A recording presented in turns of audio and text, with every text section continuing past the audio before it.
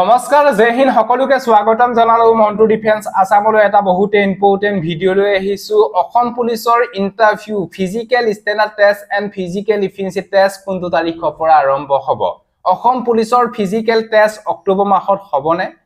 interview বাবে admit card কেতিয়া মুকলি কৰা হ'ব অসম পুলিচত ভ্যাকেন্সি বাঢ়িছে কিমান ভ্যাকেন্সি বাঢ়িছে সকলো তথ্য জনাম আৰু লগতে অসম পুলিচৰ যিখিনি কনষ্টেবল লেভেলৰ ভ্যাকেন্সি আছে হে ভ্যাকেন্সি খিনি ইন্টাৰভিউ একেলগে হ'বনে ভাগ ভাগকে হ'ব সকলোবিলাকৰ তথ্য ভিডিওটো যেতে ফুল ইনফৰমেশনৰ কাৰণে আপোনালোকক জনাবলৈ বিচাৰিছো সব ভিডিওটো সম্পূৰ্ণৰূপে চাই থাকিব আৰু যদি হে আপোনালোকে আমাৰ চেনেললৈ প্ৰথমবাৰ কাৰণে আহিছে তেতিয়ালে চেনেলটো সাবস্ক্ৰাইব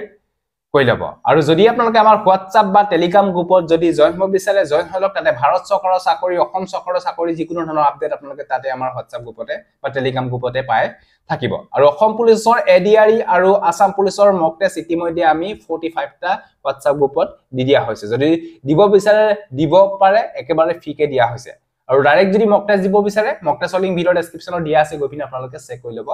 পাৰিব এতিয়া লগতে এখিনিতে আপোনালোকক জনাই থওঁ যে অসম পুলিচৰ ৰিটেন এক্সামৰ বাবে যদি তৈয়াৰী কৰিছে তেতিয়াহলে আপোনালোকে এই ইবুকখন আপোনালোকে লৈ ল'ব পাৰে ইয়াতে অসম পুলিচৰ সিলেবাছৰ ওপৰত বনোৱা হৈছে 1240 প্লাস এমসিকিউ কোৱেশ্যন এনসাৰ অসমীয়া মাধ্যমত পাই যাব অসম পুলিচৰ সিলেবাছৰ ওপৰত ইয়াতে পাই পেজ 522 পেজ পাই যাব ইয়াতে আপোনালোকৰ সাবজেক্ট বিলাক দিয়া হৈছে কি ওপৰত এই ইবুকখন বনোৱা হৈছে আপোনালোকে চাই ল'ব ইয়াতে আপোনালোকৰ বাবে বহুতে হেল্পফুল হ'ব এই ইবুকখন ল'ব বিচাৰিলে এইটো নম্বৰ 70 रुपीस পেমেন্ট কৰি স্ক্ৰিনশ্বট দি দিয়ক লগালক WhatsApp যোগেদি এই ইবুকখন দি দিয়া হ'ব যদি ল'ব বিচাৰে লৈ লওক আপোনালোকৰ বাবে হেল্পফুল হ'ব এক্সামৰ বাবে মেইন কথাটো হ'ল যে অসম পুলিচৰ ইন্টাৰভিউ অক্টোবৰ মাহত হ'বনে বহুতে হয়তো নিজকে ডিমোটিভেট কৰি লৈছে যে ইন্টাৰভিউ এতিয়া নহব বহুতে হুদিছে যে অক্টোবৰ মাহৰ 8-9 তাৰিখে পূজা হ'ব পূজা আগত ইন্টাৰভিউ হ'ব জানো যিহেতু চাওক অসম পুলিচৰ যিটো ডেট আমাৰ সিএম ছাৰ মাননীয় মুখ্যমন্ত্ৰী ডক্টৰ হিমন্ত বিশ্ব শৰ্মা ডাঙৰীয়া দেৱে ঘোষণা কৰিছিল যে 3 অক্টোবৰ পৰা অসম পুলিচৰ ইন্টাৰভিউ হ'ব হে ডেটটো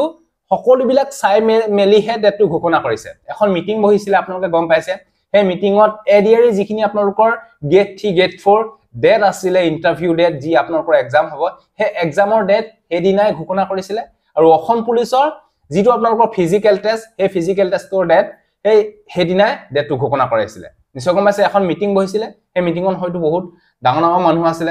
তাতে হয়তো ডেট বিলাক নুসুৱাকে জানো আমাৰ সিএম ছাৰে ঘোষণা কৰিব যে 3 অক্টোবৰ পৰা ইন্টাৰভিউ হ'ব বুলি এটো বিষয় আপোনালোকে গম পালে এইবিলাক আপোনালোকে মাথা মাৰিব কোনো কাৰণ নাই পূজা আহিব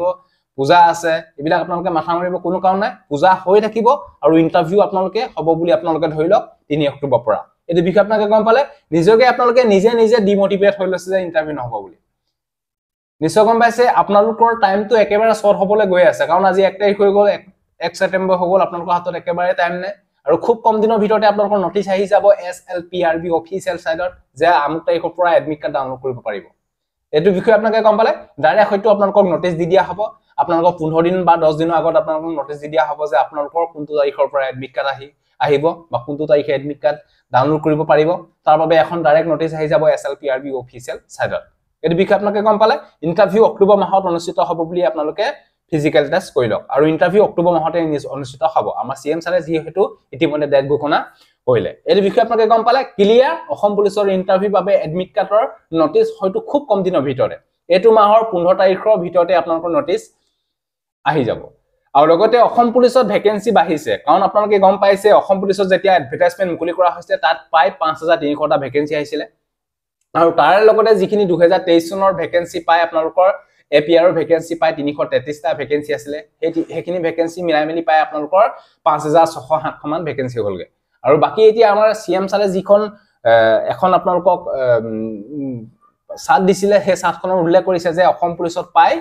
6444 তাত নিযুক্তি দিয়া হ'ব বা ইন্টাৰভিউ হ'ব হে মতে চাবলৈ গলে ভ্যাকেন্সি পায় 500-400 মান ভ্যাকেন্সি বাঢ়িছে বাই 500-600 মান ভ্যাকেন্সি আপোনালোকৰ বাঢ়িছে ক'ত কিমান ভ্যাকেন্সি বাঢ়িছে আমি ইতিমধ্যে গম পোৱা নাই হয়তো নটিচ জাৰি কৰিলে আমি গম পাম এই বিষয়ে আপোনালোকে গম পালে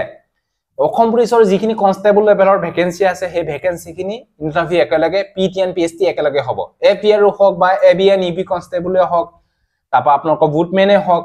ড্ৰাইভাৰ কনষ্টেবলে হওক সকলো বিলাকৰ ইন্টাৰভিউ একেলগে হ'ব এটাই ফিজিক্যাল টেষ্ট আপোনালোকে দিব লাগিব এই বিষয়ে আপোনালোকে গম পালে ইভেন্ট বিলাক হয়তো বেলেগে হ'ব যিখিনি আপোনালোকৰ এবি কনষ্টেবল আছে তাতে আপোনালোকৰ এটা ইভেন্ট বেছিকে দিয়া হৈছে সিনাপ আৰু বাকি বিলাকত সব সেমে ফিজিক্যাল টেষ্টত আপোনালোকৰ ৰানিং হ'ব লং জাম্প হ'ব বাকি এবি কনষ্টেবলতে অনলি আপোনালোকৰ চিন আপ মাৰিব লাগিব এই বিষয়ে আপোনালোকে গম পালে ভালকে প্ৰেক্টিস কৰক নিজকে আপোনালোকে ডিমোটিভেট হৈ নলব যে ইন্টাৰভিউ নহব আপোনালোকে যদি অসম পুলিচৰ যোগদান কৰিম বুলি ভাবিছে আপোনালোকে এক মাহ ভালদৰে কষ্ট কৰক ভালকে পঢ়ক সাকসেসফুল হবই কোনখন জিলাৰ কোনটো ভেনুত ইন্টাৰভিউ হ'ব ইতিমধ্যে হয়তো সিলেক্টেড হৈ গৈছে কাৰণ 20 জুলাই 2024 ত অসম পুলিচৰ SLPRB ফালৰ পৰা অসমৰ সকলো ডিস্ট্ৰিক্টৰ SP অফিচলৈ নটিচ জাৰি কৰা হৈছিল যে আপোনালোকৰ ডিস্ট্ৰিক্টত ভেনু সিলেক্ট কৰক অসম পুলিচৰ ইন্টাৰভিউ বাবে আৰু ইয়াৰ ৰিপৰ্ট 27 জুলাই 2024 ত দিবলৈ কৈছিল SLPRB অফিচলৈ যে আপোনালোকৰ ডিস্ট্ৰিক্টৰ কোনখন ভেনু সিলেক্ট কৰিলে কাৰণ এডমিট কাৰ্ডত মেনশন কৰিব লাগিব যে কোনখন জিলা কোনটো ভেনুত ইন্টাৰভিউ হ'ব তাৰ বাবে হয়তো ইতিমধ্যে আপোনালোকৰ সিলেক্টেড হৈ গৈছে ভেনু জুলাই মাহতে আপোনালোকৰ হয়তো ইন্টাৰভিউ কাৰণে ভেনু সিলেক্টেড হৈ গৈছে আৰু এডমিট কাৰ্ডৰ নটিচ খুব কম দিনতে আপোনালোকে পাব আপোনালোকে ভাল ধৰণে প্ৰেক্টিস কৰক যদি অসম পুলিচত চাকৰি লম বুলি ভাবিছে সো এটো আছে যদি ভিডিওটো ভাল পালে সকলো ক্যান্ডিডেটক যাতে ভিডিওটো শেয়াৰ কৰক যাতে সকলোৱে গম পাওক সো আজিলে বাই জয় হিন্দ বন্দে মাতৰম জয় অসম